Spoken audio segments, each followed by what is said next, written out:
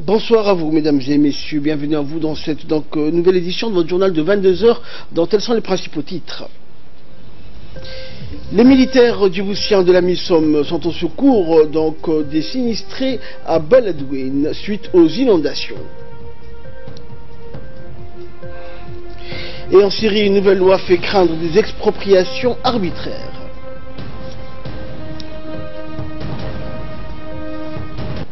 Voilà, donc c'était les principaux titres qui vous seront développés dans cette édition. Merci à vous de nous rejoindre. La situation reste toujours aussi critique en Somalie suite aux inondations causées par les débordements des fleuves dans la région du Hiran. La solidarité de Djibouti n'a pas tardé suite à l'appel à l'aide internationale lancé par le gouvernement somalien. Djibouti a lancé une vaste opération de secours. Un pont aérien a été mis sur pied par les forces djiboutiennes afin d'acheminer sur place un don alimentaire de première nécessité offerte par le gouvernement djiboutien.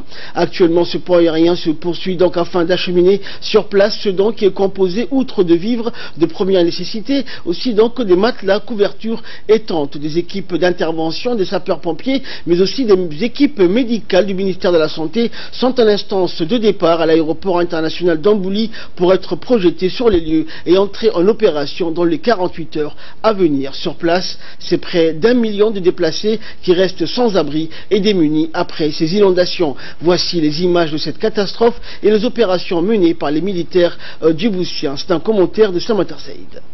À voir ces images qui parlent d'elles-mêmes, la situation à Beledweyne, comme dans d'autres régions de la Somalie, est loin d'être ce qu'on pourrait imaginer. La ville de Beledweyne est dévastée par les eaux du fleuve Chabélé en crue.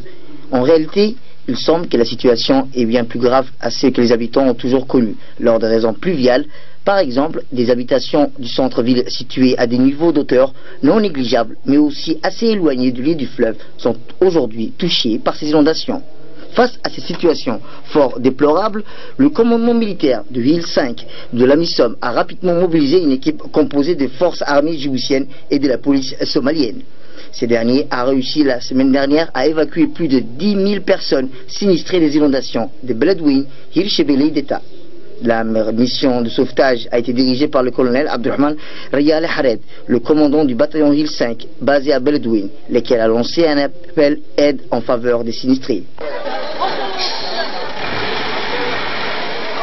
Nous participons à l'évacuation des populations somaliennes afin de les sauver des zones inondées et de les amener à un endroit près de la base militaire de Herjeli, loin des inondations, a déclaré le colonel Hared. Comme vous pouvez le voir, il est devenu plus que nécessaire d'utiliser nos engins de transport. Nous avons utilisé des véhicules pouvant accéder à des lieux très difficiles pour secourir et évacuer ces personnes. Ils ont besoin d'une aide d'urgence avec des articles tels que la nourriture et de l'eau.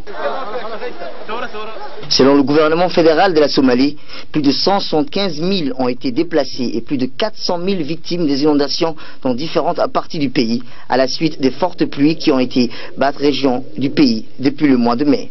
Les résidents de Beledweyne sont parmi les plus touchés. Le fleuve Chabel a causé le sabotage de certains ponts déjà vestués, laissant de nombreux sans-abri et sans aucune source de substance. Les résidents évacués ont été transférés à un terrain plus élevé. Le commandant somalien de la police de Beledweyne, Mohamed Maou Halan, a remercié les forces djiboutiennes de la MISOM pour les équipes de sauvetage dépêchées pour évacuer les résidents touchés. Les forces de l'armée de la police somalienne, en particulier les troupes djiboutiennes, nous ont apporté une aide précieuse, comme vous pouvez le voir, sur le support de transport. L'armée et les véhicules de Hilwalal ont aidé à sauver les gens des quartiers inondés. Seuls leurs camions ont pu accéder à des villages hier et avant-hier. Par ailleurs, selon un rapport du OCA, 246 000 personnes sont à risque de crue. Éclair à Badr, au sud-ouest de l'État, tout en Jabaland, environ 28 000 personnes ont été déplacées par les inondations qui ont balayé leurs maisons, fermes et des bétails. Dans la région de Beledweyne, plus de 200 000 personnes sont à risque d'être touchées par les inondations de la rivière de Chabeli. Après son éclatement, ce qui oblige de nombreuses personnes à fuir la ville pour des zones plus élevées. Et dans l'actualité nationale, le ministre de la Défense, Ali Hassan Bahdoun, a participé du 26 avril au 2 mai dernier à Port-Louis, en République de Maurice, la conférence interministérielle sur la sécurité maritime dans l'océan Indien occidental et la réunion du groupe de contact sur la piraterie au large de la côte de Somalie.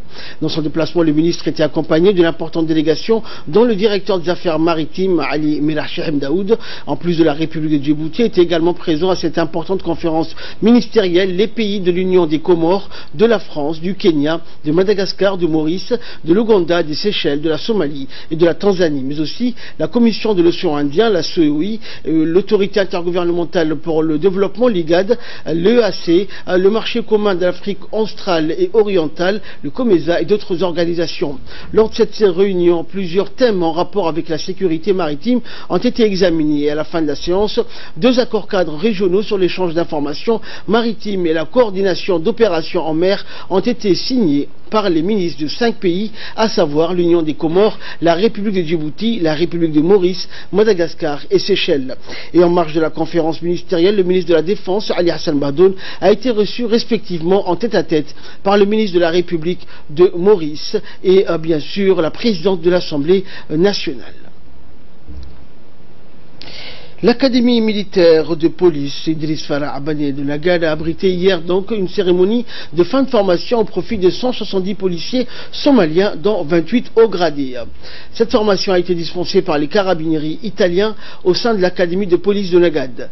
La cérémonie de clôture de cette formation s'est déroulée en présence du colonel de la police nationale, le colonel donc Abdullahi Abdi Farah, et a vu la participation également des membres du gouvernement djiboutien, dont le ministre de la Communication chargé des postes et télécommunications, Abdi Youssouf Sougué, de la ministre de la Femme et de la Famille, Moumina Ahmed, du chef de la sécurité nationale, Hassan Saïd, et ainsi que le chef d'état-major des forces armées djiboutiennes, le général du corps, Zakaria Cheikh Ibrahim, et plusieurs hauts gradés, donc djiboutiens et italiens.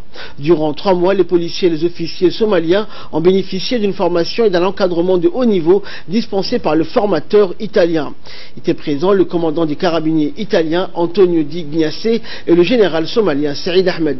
L'objectif de la formation était de permettre aux bénéficiaires de disposer des connaissances nécessaires dans divers domaines, comme le contrôle du territoire, le maintien de l'ordre public, les techniques de police judiciaire et scientifique. Les policiers somaliens ont effectué des démonstrations de leurs acquis devant les officiels présents. La journée s'est clôturée par la remise de certificats aux policiers somaliens et aux différents instructeurs djiboutiens issus des rangs de la police nationale. Le commandant des carabinieri italiens, Antonio, pour leur opération a été remercié et a indiqué donc qu'il considérait très important donc cette occasion puisqu'elle nous permettait d'être témoins de l'engagement que les carabinieri mettent au service du développement des capacités des forces de police somaliennes.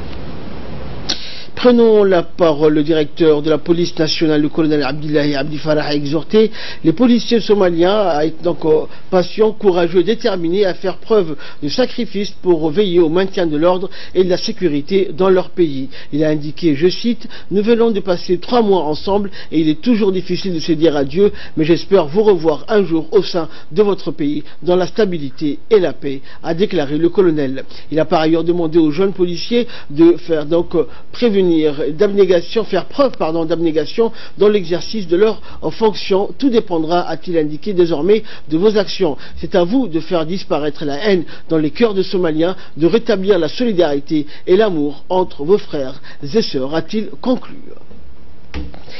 L'autorité intergouvernementale pour le développement, l'IGAD, a organisé au Djibouti Palace Kempinski un atelier régional de 3 jours sur le partage de données et la visibilité sur la biodiversité. L'initiative donc est venue couronner le programme sur la biodiversité BMP de l'IGAD, placé sous l'égide du secrétaire exécutif de l'IGAD, Mahmoud Moualin. La cérémonie inaugurale du présent atelier a vu la participation de l'ambassadeur de l'Union européenne et chef de la délégation de l'Union européenne en République de Djibouti, Adam Koulash, du secrétaire général par intérim d'intérim du ministère de l'Habitat, Lilach Hussein, et des délégués des pays membres de l'IGAD. L'IGAD, avec le soutien financier de l'Union européenne à hauteur de 14 millions d'euros, a mis en œuvre ce programme régional de biodiversité. L'objectif principal de 10 programmes étant bien sûr de promouvoir la coopération et l'intégration régionale dans le secteur de l'environnement. Ces grandes lignes directrices sont notamment la conservation et l'utilisation durable des ressources de la biodiversité dans la région. Et en nouvelle du pays toujours, le syndicat de la presse de l'audiovisuel a célébré hier donc la journée mondiale de la presse lors d'une cérémonie organisée donc au siège du SPAD à Djibouti. Cette cérémonie de célébration de la journée mondiale de la presse avait pour thème principal cette année médias, justice et état de droit, les contrepoids du pouvoir, un thème évocateur du rôle prédominant que les médias doivent jouer dans la promotion de la démocratie, ce à quoi s'engage le SPAD depuis plusieurs années. En participé donc à la célébration de la journée mondiale de la presse de nombreux journalistes et communicateurs. L'état de droit pacifique et inclusif. Au-delà du thème international, pour nous cette journée nous permet de réfléchir pour stimuler le débat parmi les professionnels des médias sur les problèmes qui touchent la liberté de la presse et l'éthique professionnelle. Cela étant, à Djibouti, nous sommes conscients combien le gouvernement et l'ensemble des acteurs de la société civile restent attachés à la liberté des médias. Nous nous devons donc de suivre et satisfaire cet élan.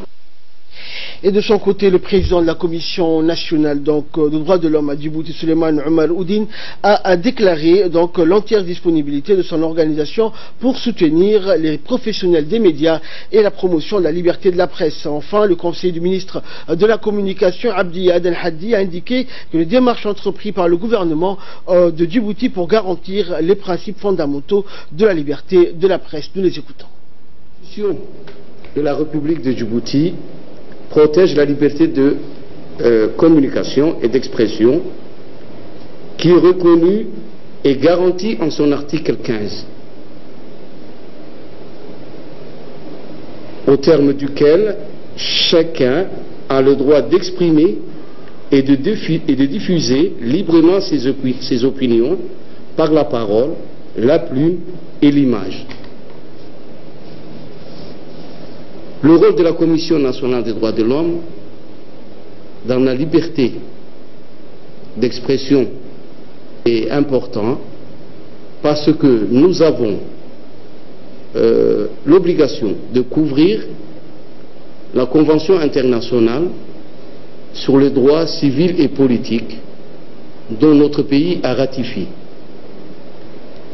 Cette convention garantit la liberté d'expression. C'est ainsi aussi que votre syndicat est membre de la plateforme de la société civile qui travaille étroitement avec la Commission nationale des droits de l'homme. C'est pour vous dire l'importance auquel notre commission attache à la liberté d'expression. Chaque année, le 3 mai est l'occasion d'informer et de rappeler les principes de la liberté d'expression et de la presse. La liberté d'expression est inhérente à la liberté de la presse. Elle est considérée comme une liberté fondamentale car elle est inscrite dans la Déclaration universelle des droits de l'homme.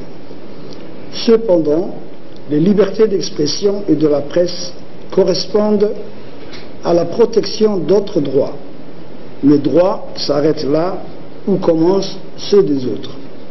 L'incitation à la haine raciale, nationale et religieuse est interdite, tout comme l'appel à la violence physique ou à la diffamation, la calomnie, le négationnisme, l'atteinte à la propriété intellectuelle et le secret professionnel. À Djibouti, le gouvernement n'a jamais pratiqué la censure, cette idéologie qui consiste à tout contrôler. La liberté d'expression et de la presse est un droit à défendre car c'est un fondement de la démocratie.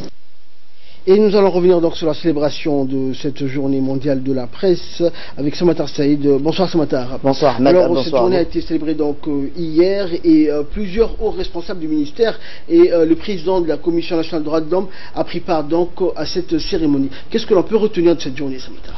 Eh bien, Ahmed, ce qu'on peut retenir, c'est que tous les ans, la journée mondiale de la presse permet de célébrer les principes fondamentaux de la presse évaluer la liberté de la presse à travers le monde, de défendre l'indépendance des médias et de rendre hommage aux journalistes qui ont perdu la vie dans l'exercice de leur profession.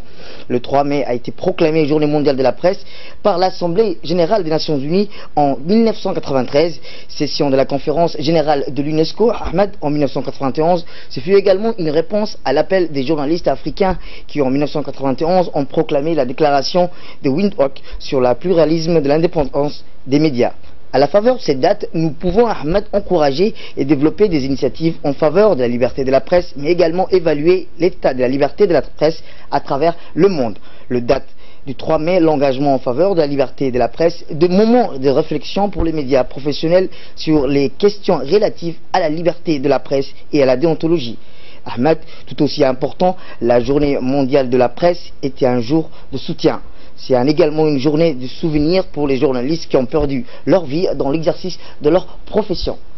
Merci Samatar. Dans le reste de l'actualité, le ministère de la promotion de la femme et de la famille, en collaboration avec l'UNICEF, a organisé lundi dernier un atelier sur la protection des enfants à besoins spéciaux au Palais du Peuple. Cette réunion donc s'est basée sur 3 documents, dont qui sont l'évaluation du PASSNet, la politique de développement de l'enfance et enfin la stratégie de protection des enfants à besoins spéciaux. La cérémonie a vu la participation de la représentante de l'UNICEF, du secrétaire général du ministère de la femme et de la famille, la directrice de la famille, des représentants des différents ministères concernés. L'évaluation de ce plan a mis l'accent également sur les différents domaines pour valoriser le droit de l'enfant à Djibouti, surtout les plus vulnérables. Pour cela, la politique nationale de l'enfant à Djibouti était un instrument important qui vise à créer un environnement protecteur pour tous les enfants, favorisant la réalisation de leurs droits fondamentaux. Le ministère de la Femme et de la Famille pour son leadership autour de ces processus, ainsi que son engagement quant aux questions transversales qui concernent les enfants, filles et garçons, sans oublier le fait notable d'avoir pris l'initiative et d'avoir engagé une évaluation du plan stratégique de l'enfant. Toujours en nouvelle nationale, le ministère de la Santé, en collaboration avec la mairie et la préfecture de Djibouti, poursuivent donc sans relâche les activités de pulvérisation intra-domiciliaire à grande échelle, notamment dans le quartier 3 de la capitale. Conformément au calendrier de passage, les équipes de l'Institut national de santé publique, l'INSPD, ont effectué des activités intra-domiciliaires, notamment du porte-à-porte. Les équipes du service de contrôle des maladies de l'Institut national de santé publique ont pour objectif de réduire la prolifération des moustiques, qui est le principal facteur de transmission du paludisme, et d'agir en même temps sur les mouches et les insectes. Le ministère de la Santé a lancé simultanément des activités intensives de prévention qui visent vecteurs et qui sont réalisées par les techniciens du ministère en collaboration avec le comité de santé et d'hygiène des quartiers respectifs. Dans le nord du pays, à présent, le préfet de la région de Tadjoura, Abdelmalik Mohamed Banoïta, a effectué une visite de travail dans la localité éloignée de la région de Tadjoura, à savoir dans la localité de Bouya, située à 80 km du chef-lieu dans la sous-préfecture de Dora. Qui a été accueilli par le sous-préfet de Dora, Abdallah Kamil, et le local du secteur de Bouya. En effet, donc, cette visite avait pour objectif de faire un état d'avancement de la construction d'une nouvelle école de base. À cet effet, après avoir constaté l'avancement considérable des travaux, il a tenu à discuter avec les locaux et sages pour les remercier et rappeler que désormais ils doivent sensibiliser la population à préserver et protéger cette nouvelle structure éducative. Les locaux ont remercié le préfet pour s'être déplacé et lui ont assuré leur entier engagement pour que cette école devienne un symbole de réussite pour les localités éloigné comme Bouya.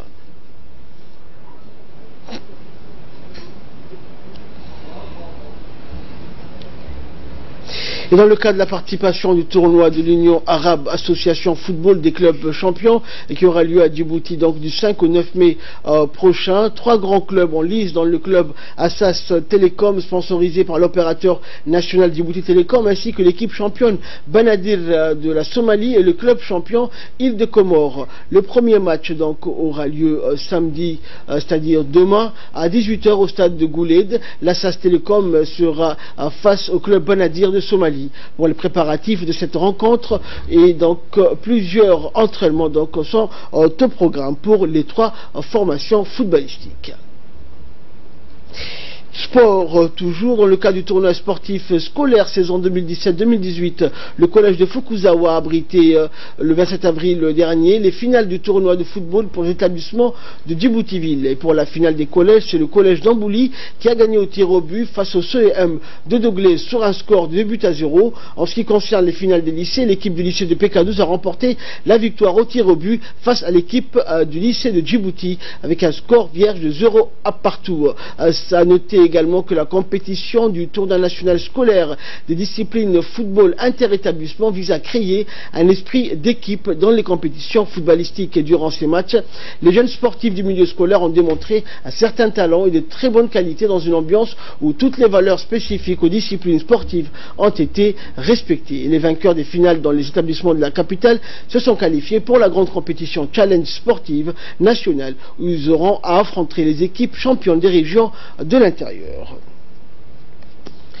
Et de là, nous passons à l'actualité régionale et internationale avec Hussein Aoulet. Bonsoir Hussein. Bonsoir Ahmed. Alors Hussein, au Kenya notamment, face à la menace des Shabab, donc les enseignants préfèrent déserter les classes. Donc nous savons également que ces derniers mois ont enregistré un regain d'attaque des islamistes Shabab dans les régions du Kenya, frontalières de la Somalie. Inquiets pour leur sécurité, donc des centaines d'enseignants ont jeté l'éponge. Voilà donc pour ce qui était de l'actualité régionale. Et dans l'actualité internationale, Médecins sans frontières s'inquiètent donc du sort de centaines de migrants en Libye. Oui, effectivement, donc 800 migrants sont détenus dans des conditions de plus en plus donc difficiles à Zouara, à une centaine donc des kilomètres à l'ouest de la capitale libyenne, Tripoli, rapporte donc le Médecins sans frontières.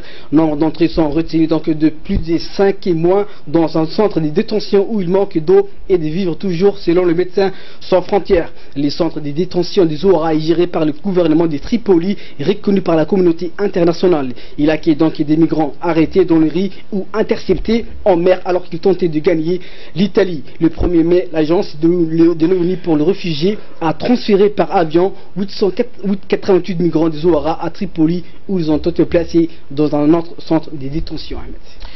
Et toujours dans l'actualité africaine, donc le Niger, c'est au cœur de la lutte contre le djihadisme. Oui, effectivement, donc Ahmed, ses forces ont pour objectif réduire, voire donc détruire autant qu'il est possible les djihadistes dans leurs propres refuges au sein du désert. En octobre dernier, 4 membres des forces spéciales américaines ont perdu la vie dans une embuscade aux abords de la frontière malienne. Jusqu'à présent, le Mali est sans doute le pays qui a le plus souffert de la guerre civile libyenne. Le Niger apparaît comme le carrefour reliant le djihadisme et les différents groupes terroristes de divers horizons tels que Boko Haram au Nigeria, Al-Shabaab en provenance d'Afrique de l'Est et le groupe État islamique venu dans leur fief libyen. Dans le pays, les Occidentaux sont de plus en plus présents, les États-Unis en tête avec la France, l'Allemagne, le Royaume-Uni ou encore l'Italie. Tous travaillent sur le terrain avec donc les gouvernements régionaux comme ceux du Nigeria et du Tchad.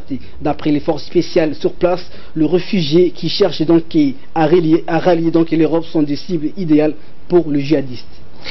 Et enfin, donc, c'était dans les titres, en Syrie, une nouvelle loi fait craindre des expropriations arbitraires. Oui, effectivement, donc, le décret numéro 10 ou la loi sur le renouveau urbain donc, qui permet au gouvernement de Bachar al-Assad de saisir les propriétés privées pour construire d'ambitieux projets immobiliers. En contrepartie, les propriétaires sont compensés en recevant des actions dans ces projets.